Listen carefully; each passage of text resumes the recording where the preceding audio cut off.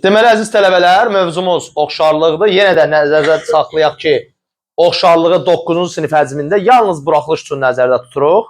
Yəni, bu 9-lara, 10-lara və 11-dən zəif tələbələrə kömək eləyə bilər. Yəni, bilən tələbə üçün 11-dən bu çox sadə anlayışdır. Ümumiyyətlə, nə zaman mən iki fiquru oxşar hesab edirəm? Nə zaman hesab edirik? Əgər verilən fiqurların ölçüləri nisbəti eynidirsə, bütün ölçülərin nisbəti eynidirsə, onda bu fiqurlar oxşardır. Təkcə ölçülərin nisbətindən savayı bucaqların da nəyi lazımdır bizə? Bərabərliyi. Bu səbəbdən də ölçülərin nisbəti deyəndə çevrə-çevrəni həmişə oxşardır. Gözü yumulur. Çevrə-çevrəni oxşar. Çevrə çəkəndə sən avtomatiksən, bu da çevrədir, bu da çevrədir. Eləmi? Bəs deyərsən, hansı göstəriciləri bunların eynidir? Məsələn, bunun da radiusu var. Bunun da radiusu var. Bunun radiusuna böləndə tutaq ki, 3 alırsansa, bunun uzunluğu var, bunun da uzunluğu var. Uzunluğu da uzunluğa böləndə yenə də nə alacaqsan? 3. Kvadrat kvadratın oxşarıdır həmişə. Kvadrat, yəni düzgün fiqurlar bir-birinin oxşarıdır. Düzgün üçbucaq, düzgün üçbucağın oxşarıdır. Düzgün beşbucaqlı, düzgün beşbucaqlının oxşarıdır. Bu nə deməkdir oxşar olmaq? Bunun buna nisbəti, bunun buna nisbəti və ya deyək ki, xariclərinə nə çəkək? Çevrə çəkək. Bu çevrələrin radiusları nisbəti, daxillərinə çevrə çək. Həmin çevrələrin nisbəti, perimetrlərin nisbəti. Bütün göstəricilər oxşar fiqurlarda nisbət olaraq bir-birinə nədir? Bərabərdir. Həmin nisbətə biz deyəcəyik oxşarlıq əmsalı. Oxşar fiqurlarda 9-cu sinif həcmi üçün deyirəm, yalnız sahələrin nisbəti oxşarlıq əmsalının nəyidir? Kvadratıdır. Həcmlərində nisbəti oxşarlıq əmsalının kubudur. Qalan nə var, nə yox, hamısı oxşarlıq əmsalının özünə bərabərdir. Gəlin, bir neçə nümunə ilə bunu başa düşək. Nümunə 1. Deyir ki,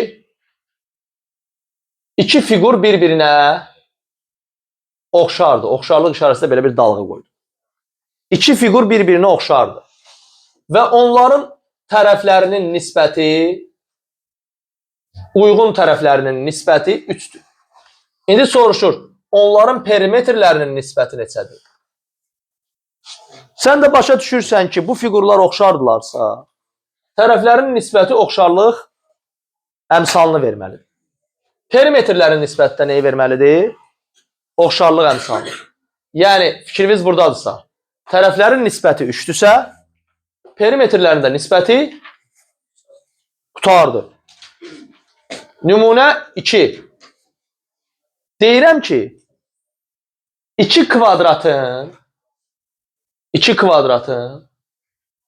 tərəfləri nisbəti 9-dur.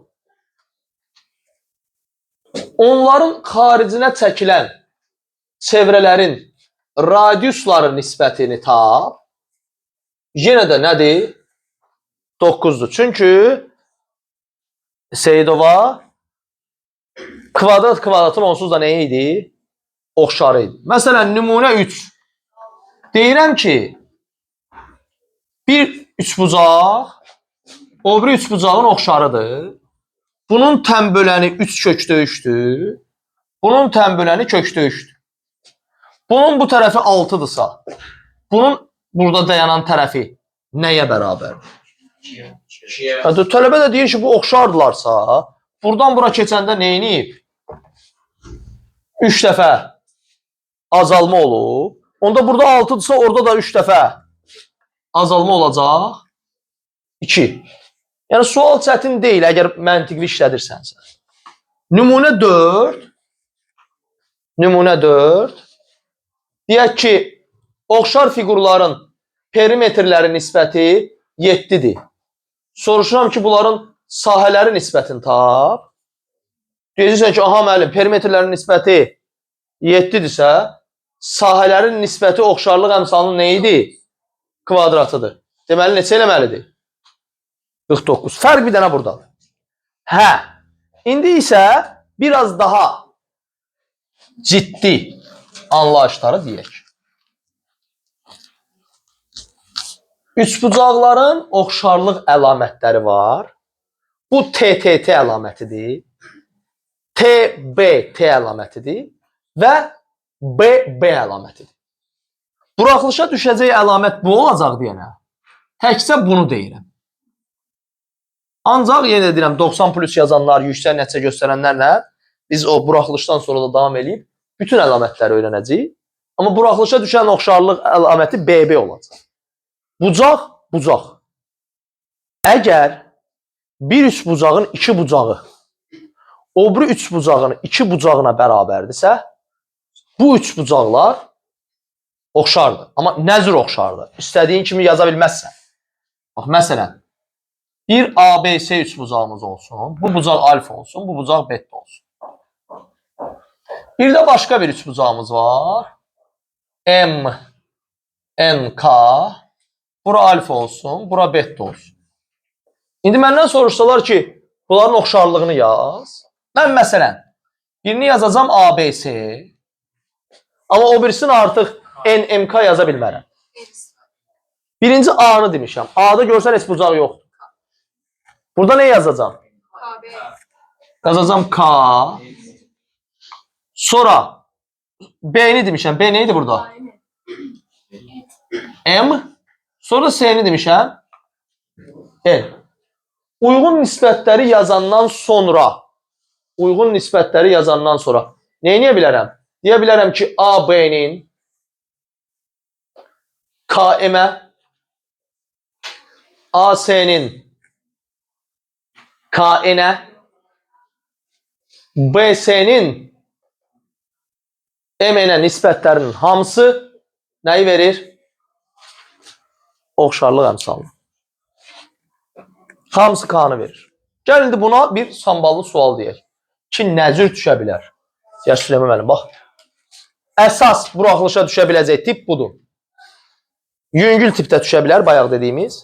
Amma əsas tip budur. Və bunu bacardınsa vəssalam, səni oxşarlıq dayandırmayacaq.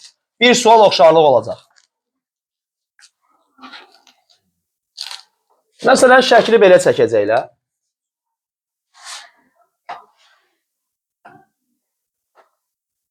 Buraya yazıblar A, B, C, D. Deyiblər ki, AC 8-dir. DC 2-dir. AB 10-dur. BC olsun, deməli, BC də olsun 12, özümüzdən qoşaq da. DB-ni tap, əgər buradakı bucağına, buradakı bucaq eynidirsə. DB-ni tap. Buraya da buranın eyniliyini verir. Tələbə görür ki, iki dənə bucağın eyniliyi var. Ancaq yadına salır ki, Süleyman demişdi ki, bizə hansı əlamət lazımdır? BB. BB nədir? Bucaq əlaməti. Yəni, bir üçbucağın iki bucağı o bir üçbucağın iki bucağına bərabər olmalı. Onda gözümüzü açsaq, ASB üçbucağında bir A bucağı var, bir alfa bucağı var. Və ABD üçbucağında da bir A bucağı var, bir alfa bucağı var. Belə çıxır ki, bir üçbucağın iki bucağı o bir üçbucağın iki bucağına nədir? Bərabərdir. Onda burada nə var? Oxşarlıq var. Necə yazırsan oxşarlığı? Birini A bucağını dedim, alfanı dedim, adsızlı dedim. Oxşardır. İndi o birisini eyni cür. ABD. İndi nə edirəm? Uyğun nisbətlər qururam. AS'nin AB'yə, AB'nin AD'yə, SB'nin hara? B deyək. Burada artıq şərt vermişəm, indi onu azaldaram. Artıq şərt vermişəm, indi onu azaldarıq. Bu BS şərti artıqdır. Bu bizə lazımdır. Deyərsiniz ki, indi mən BS-min şərti artıqdır, yoxsa BS qalsın?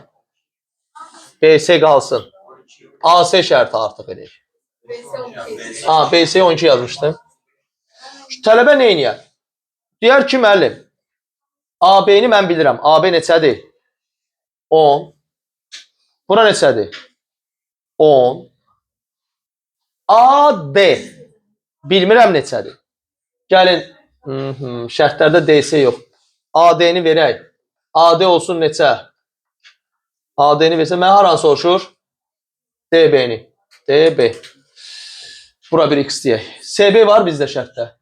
Var. Mənə heç burada lazımdır. Bura X. BS neçədir? 12. Bura bir dənə yeri verməliyəm. Bir dənə yeri verək. Haranı verək? AD-ni neçə verək? Allah'a da xoş geçsin. Neçə vereyim? Yaş. Elşən 6 deyir. Gəl biz Elşənin xətrinə dəyək. Deyək 5.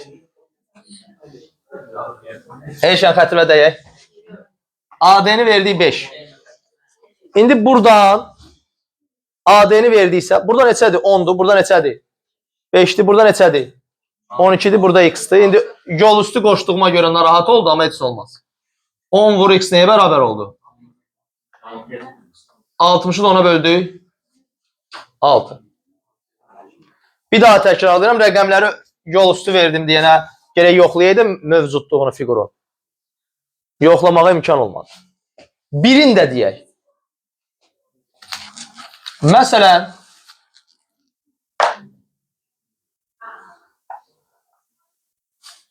A, B, S üçbucağında MN AS'ye paraleldir və MN böl AC 3/7'dirsə AN böl NS'ni tap. Deməli uşaqlar, burada nə etməlisən? Bu xət və bu xət bir-birinə nədir? Paraleldir. Paralellik varsa buradakı iki bucaq və buradakı iki bucaq eynidir. Bu ilə bu eynidir. Bununla da bura eynidir. Onda belə çıxır ki, bu balaca üç bucağın iki dənə bucağı və böyük üç bucağın iki dənə bucağı eynidir. BB əlamətinə görə AMN oxşardır ABS'yə. Buradan belə çıxır ki, AM'in AB'yə, AN'in AS'yə, MN'in BS'yə nisbəti. MN'in, burada BS eləyim. İndi MN'in BS'yə nisbəti, onu düzəltdim. MN'in BS'yə nisbəti bizə verilib. Neçədir? 3/7. Əgər MN böl BS 3/7'dirsə, AN böl AC də AN böl, oranı düz yazmışım. AN böl AC də nədir? İndi onda AN bizdə nədir? 3Y-dir. AC onda bura 4Y-dir. Onda AN böl NC 3Y böl 4Y neçə elədi? 3/4. Bunların hamısı məşq elədikcə görəcəksiniz ki, oxşarlıq mövzusu elə də çətin mövzu deyil.